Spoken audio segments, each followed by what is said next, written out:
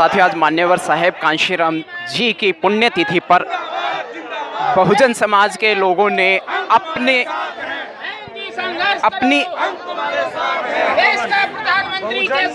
संख्या और अपनी स्थितियां को जगजाहिर करने के लिए इस प्रकार से पुण्यतिथि पर श्रद्धांजलि अर्पण कर रहे हैं मान्यवर साहेब कांशीराम जी को।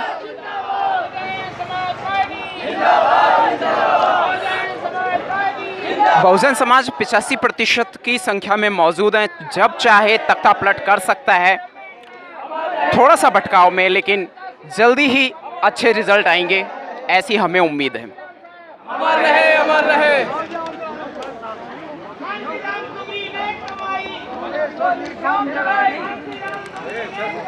ये है मान्यवर साहेब कांशीराम जी, जिनके विषय में इस प्रकार से नारे लगाए जा रहे हैं। यहाँ बहुजन मीडिया भी अच्छी संख्या में पहुंचा हुआ है।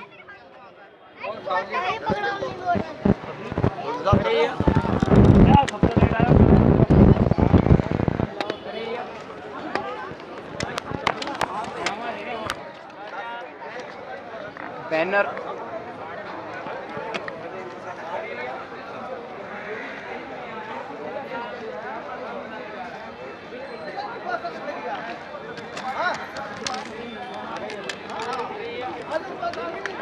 पूनम अम्बेडकर जी हैं। जय भीम। दो शब्द कहेंगे प्लीज, एक सेकंड, ये थोड़ा, हाँ प्लीज आप सही करें। आज मान्यवर कांशीराम जी का परिनिर्वाण दिवस है और मान्यवर कांशीराम जी को शत नमन। सभी साथियों से बस मेरा विनम्र अनुरोध है कि अब की बार भारत देश को बचा लो इन लुटेरों से, क्योंकि भारत देश लूट रहा है, धरोहर बिक रही है, लोग को अत्याचार का पहाड़ टूट रहा है। अगर इससे मुक्ति चाहिए तो बहन जी की सत्ता ले आए, क्योंकि 4 बार की सत्ता सब लोगों को याद है। और आपने देखा है कि लोगों का पहले तो एक समाज को ही अत्याचार किया जाता था, जैसे कि कहते थे कि दलित समाज के ऊपर अत्याचार होता है, लेकिन देखने को मिल रहा है कि अब सर्व समाज पर अत्याचार हो रहा है। सबकी बहन बेटियां लूट रही हैं, धरोहरें बिक रही हैं, और अगर कोई आवाज़ उठाता है तो उनको जेलों में ठूस दिया जाता है। तो इससे आपको मुक्ति पानी है तो बहन जी जैसे शेरनी को लाना पड़ेगा और इन जैसे लुटेरों को सत्ता पे से उतारना पड़ेगा। अपने देश को बचाना पड़ेगा। इस सत्ता को, धरोहर जो हमारी देश की धरोहर है, इसको सेव करना पड़ेगा। तो बहन जी को लाना पड़ेगा। बहन जी ही वो शेरनी है जो आपको इन सबसे मुक्ति दिला सकती हैं, और आप सब एक होकर स्वर समाज समानता का देश बनाने में सब मदद करें। बहन जी को लेकर आएँ और बहुजन समाज पार्टी को देश की सत्ता पर काबिज करें। जी बिल्कुल। क्या बहन जी ऐसा लगता है कि हमारी बहन कुमारी मायावती पूरे भारत में अपनी भारी बहुमत के साथ आ सकती हैं? आ सकती नहीं है, आ रही हैं। आपने देखा है कि स्वर समाज बहन जी को लाने के लिए आतुर है, अपने लोगों में जाकर बहन जी के बारे में बता रहा है, क्योंकि उनको पता है इन सबसे मुक्ति सिर्फ बहन जी दिला सकते हैं। आप देख रहे हो कि स्वर समाज अपने समाज के बीच में जाकर बहन जी का प्रचार कर रहा है, उनकी 4 बार की सत्ता का गुणगान कर रहा है। कोई भी हो, चाहे दलित हो, चाहे स्वर समाज हो, सब बहन जी पुकार रहे हैं, क्योंकि देश की मजबूरी है, बहन जी जरूरी है।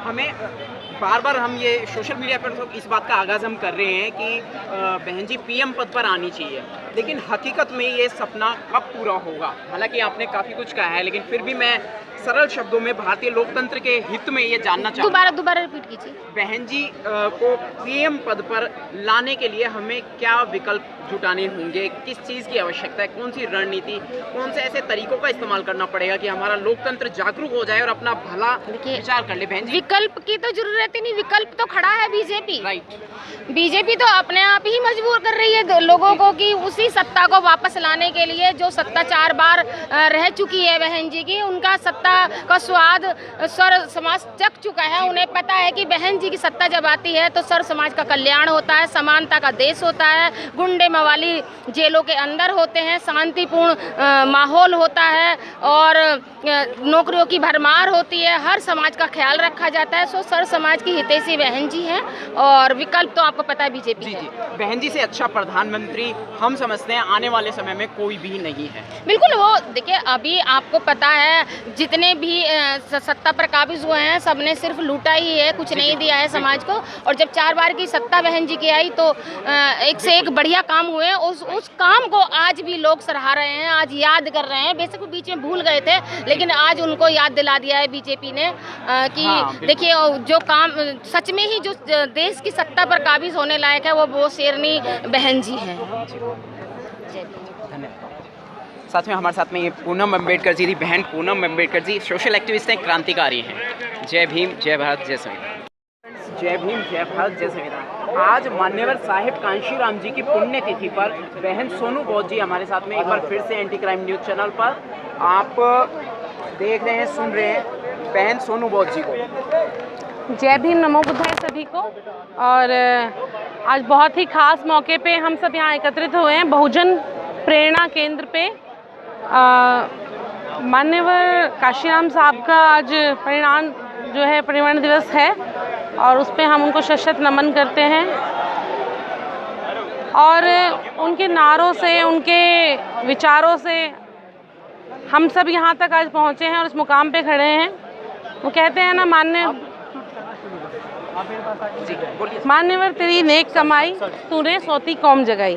अगर आज नहीं होते मान्यवर काशीराम साहब तो आज हम सब यहाँ एकत्रित नहीं होते और जिस सुख सुविधाओं को हम भोग रहे हैं और जिस परिवर्तन को हम देख रहे हैं होते हुए शायद ही हमने नहीं देख पाते कभी भी। क्योंकि बाबा साहब के बाद अगर परिवर्तन की दिशा में और सत्ता में जो स्वाद को जो हम लोगों ने चखा उसका पूरा जो श्रेय है वो मान्यवर काशीराम सर को जाता है।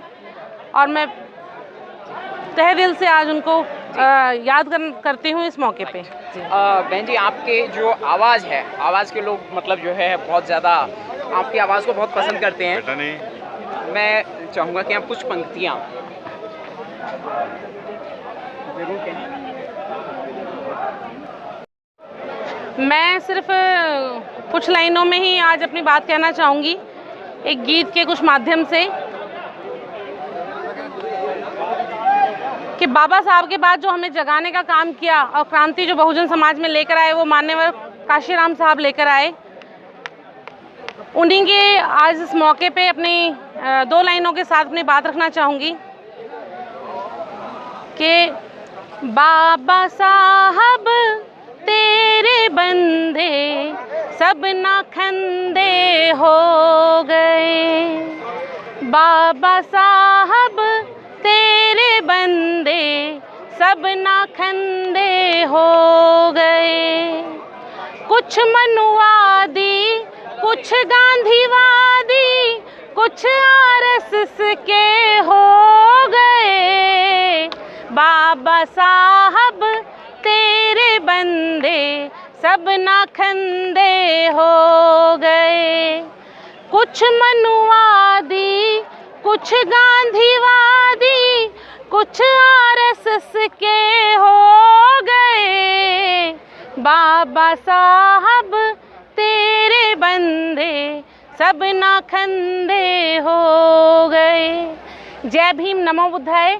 और मैं आज क्योंकि कम पंक्तियों में ही अपनी बात कही है मैंने, और काशीराम साहब ने हमें समझाने की कोशिश करी कि एक हो जाओ और सत्ता पे काबिज हो जाओ ताकि आपके समाज को जो हक अधिकार बाबा साहब दे के गए हैं उसके सुख को आपकी आने वाली जनरेशनें भी भोग सकें और उस सत्ता के नशे को देख सकें कि वो क्या चीज़ है।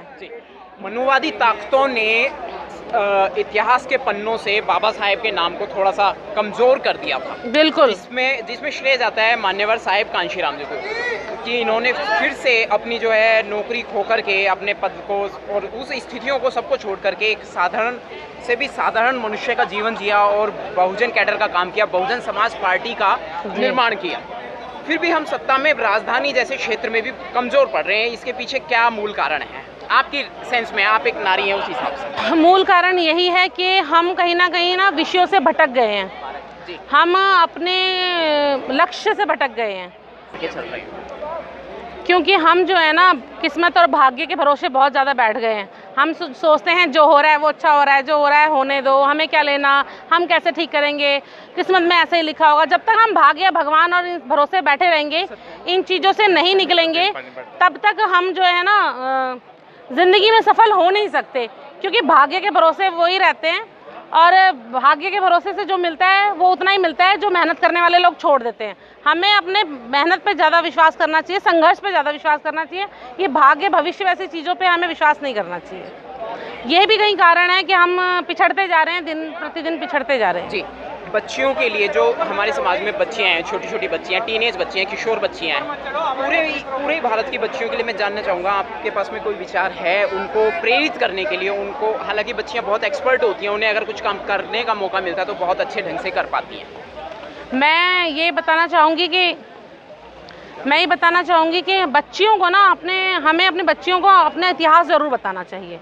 सबसे पहले तो जी, जब हम अपने महापुरुषों को पढ़ लेंगे और जान लेंगे, जब हम सावित्रीबाई फुले को पढ़ेंगे, जब हम रमाबाई को पढ़ेंगे, जब हम छलकारी बाई को पढ़ेंगे, और जब हम बाबा साहब के संविधान को पढ़ेंगे, तब हमारी बच्चियों में एक जो प्रेरणा जो मिलेगी उनको, और जो जीतने की और संघर्ष की जो शक्ति मिलेगी ना, उससे जो हासिल कर पाएंगी और जो नई जागृति आएगी, उसका कोई मुकाम नहीं है। जब हम अपने बच्चों को अपने महापुरुषों के बारे में बताते ही नहीं, उनके लिटरेचर के बारे में बताते ही नहीं, तो हमारे बच्चे हमारा इतिहास नहीं पता रहता, तो फिर वो उनके अंदर उनकी जो स्ट्रेंथ है वो उतनी नहीं बढ़ पाती है। जी, जब जानकारी के अभाव में हम भटकाव के शिकार हो ही जाते हैं। जी, जय भीम, जय भीम, नमो बुद्धाय। जी, एक शख्सियत है एडवोकेट साहब सिद्धांत गौतम जी। मेरा नाम एडवोकेट सिद्धांत गौतम है। मैं बहुजन समाज पार्टी नई दिल्ली लोकसभा का प्रभारी हूं, और 2019 का साउथ दिल्ली से मैं लोकसभा का चुनाव बहुजन समाज पार्टी के प्रत्याशी के तौर पर लड़ा था। जी सर, हम यहाँ कमज़ोर जो पड़ रहे हैं राजधानी में और अन्य क्षेत्रों में? नहीं, कमज़ोर पड़ने का यह है कि जो संगठन बनाने की जो प्रक्रिया है हमारी, वो कहीं थोड़ी धीमी पड़ रही है। और दूसरा कि यहाँ पर जो लोगों को झूठे वायदे करके राजनीति की तरफ आकर्षित करने वाली पार्टियां, जैसे आम आदमी पार्टी हुई, भारतीय जनता पार्टी हुई, तो लोग साम दाम दंड भेद छल बल कपट का इस्तेमाल करके इस बहुजन समाज को मतलब खंडित करने का काम कर रहे हैं। वो यहाँ इस बहुजन समाज में जो राजनीतिक चेतना आई है, जो सामाजिक चेतना आई है, उस चेतना को दबाने के लिए यहाँ भारतीय जनता पार्टी दमन की कार्रवाई कर रही है। फिर दूसरा, पैसे का इस्तेमाल करके या फिर उन्हें मीडिया का गलत इस्तेमाल करके उन्हें गुमराह करने का काम कर रही है। और वही गुमराह करने का काम यहाँ पर आम आदमी पार्टी के केजरीवाल ने किया है। तो जो ये बहुजन समाज पार्टी का जो वोटर है या बहुजन समाज है हमारा, ये बहुजन समाज अधिकांश अशिक्षित है, अज्ञानी है, अनभिज्ञ है। अभी ये राजनीतिक सत्ता के मायने नहीं समझता है, और राजनीतिक सत्ता के मायने ना समझने के कारण, अशिक्षित और अज्ञान होने के कारण ये भटक जाता है, और उसी भटकने के कारण हम लोग यहाँ कमज़ोर पड़ रहे हैं। और सरल शब्दों के माध्यम से क्या आप मताधिकार का मतलब समझाएंगे भारतीय लोकतंत्र को, जो आपने कहा कि अज्ञान में है, भटकाव में है? देखिए, क्या है, लोकतंत्र इस देश में या दुनिया में एक सामाजिक परिवर्तन की एक वृहद प्रक्रिया है। इसमें वोट के माध्यम से कमज़ोर आदमी को सत्ता की तरफ पहुंचने का मौका मिलता है। और जिस दिन वोट की ताकत हर व्यक्ति को, हर नागरिक को समझ में आ जाएगी, वो किसी के भ्रम में और भटकावे में नहीं आएगा। इसलिए वोट की ताकत को समझाना, रहबर मान्यवर काशीराम जी ने अपने जीवन का सबसे पहला लक्ष्य यही बनाया कि बहुजन समाज को वोट की ताकत समझाई जाए, और उन्होंने अपने जीवन को इस काम में लगा करके बहुजन समाज को वोट की ताकत समझाई, उसमें राजनीतिक चेतना भरी, और उसी का परिणाम है कि आज जो इतना बड़ा परिवर्तन है और बहुजन आंदोलन राष्ट्रव्यापी हो पाया है, ये रहबर मान्यवर काशीराम जी की उसी सोच का परिणाम है। सर, आप अपनी तरफ से क्या कहना चाहेंगे जनता को? हाँ, मैं ये कहना चाहूँगा कि देखिए, आज रहबर मान्यवर काशीराम जी का 15वां परिनिर्वाण दिवस है। पुण्यतिथि है। पुण्यतिथि हमारे लिए किसी शोक का दिवस नहीं होता है, बल्कि हमारे लिए संकल्प का दिवस होना चाहिए। और संकल्प का दिवस किस संकल्प के लिए कि जिस रहबर मान्यवर काशीराम जी ने इस देश में वो अनूठा अद्वितीय काम किया कि जो बहुजन समाज 85% जो संगठित होना आज़ादी से पहले नहीं हुआ, आज़ादी के बाद नहीं हुआ, रहबर मान्यवर काशीराम जी ने उस 85% को संगठित किया और संगठित करके सत्ता की तरफ अग्रसर किया। प्रत्येक बहुजन समाज की प्रत्येक जाति का समावेश करके उसे सत्ता की तरफ बढ़ाया। तो हमें उनके उसी सपने को साकार करने के लिए आज संकल्प लेना चाहिए, कसम खानी चाहिए कि बहुजन समाज को संगठित करके सत्ता की तरफ ले जाएं। शुक्रिया सर। थैंक यू, धन्यवाद। जय भीम।